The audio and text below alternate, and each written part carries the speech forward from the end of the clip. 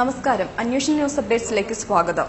നിയമസഭാ തെരഞ്ഞെടുപ്പിൽ കേരള കോൺഗ്രസ് ജേക്കബ് വിഭാഗത്തിന് അങ്കമാലി സീറ്റ് വിട്ടുനൽകില്ലെന്ന് കോൺഗ്രസ് വ്യക്തമാക്കി. UDF കൂടെ കൊണ്ടു നടന്ന് ചതിക്കുകയായിരുന്നുവെന്ന് ജേക്കബ് വിഭാഗം പാർട്ടി ചെയർമാൻ ജോണി നെല്ലൂർ. പാർട്ടിയുടെ ഭാവി കാര്യങ്ങൾ ചർച്ച ചെയ്യാൻ അടിയന്തര നേതൃയോഗം ചേരും. കോൺഗ്രസ് സ്ഥാനാർത്ഥി നിർണയത്തിൽ തർക്കം തുടരുന്നു. തൃപ്പൂണിത്തറ പാനലിൽ KB സാബുവിനെ കൂടി ഉൾപ്പെടുത്തി. KPCC പ്രസിഡന്റ് VM സുധീരന്റെ നിർദ്ദേശത്തെ തുടർന്നാണ് തീരുമാനം. സിനിമാ താരം സിദ്ദീഖ് കോൺഗ്രസ് സ്ഥാനാർത്ഥിയായി മത്സരിക്കില്ല. സിദ്ദീഖിന്റെ പേര് പരിഗണിച്ചിരുന്ന അരൂർ സീറ്റ് RSPക്ക് വിട്ടു നൽകാൻ കോൺഗ്രസ് തീരുമാനിച്ചു. നേരത്തെ സിദ്ദീഖിനെതിരെ അരൂരിൽ വ്യാപകമായി പോസ്റ്ററുകൾ പ്രത്യക്ഷപ്പെട്ടിരുന്നു. ഉത്തര കൊറിയ വീണ്ടും മിസൈൽ പരീക്ഷണം നടത്തിയതായി ദക്ഷിണ കൊറിയ. ഡോണ്ടോക്കിൽ നിന്നാണ് പരീക്ഷണം നടത്തിയത്.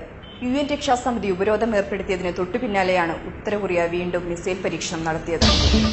ഇന്ത്യക്കെതിരെ തകർപ്പൻ വിജയവുമായി വെസ്റ്റ് ഇൻഡീസ് 2020 ലോകകപ്പ് ഫൈനലിൽ പ്രവേശിച്ചു. ഇന്ത്യയെ 7 വിക്കറ്റിന് തളച്ചാണ് വിൻഡീസ് ഫൈനലിൽ പ്രവേശിച്ചത്.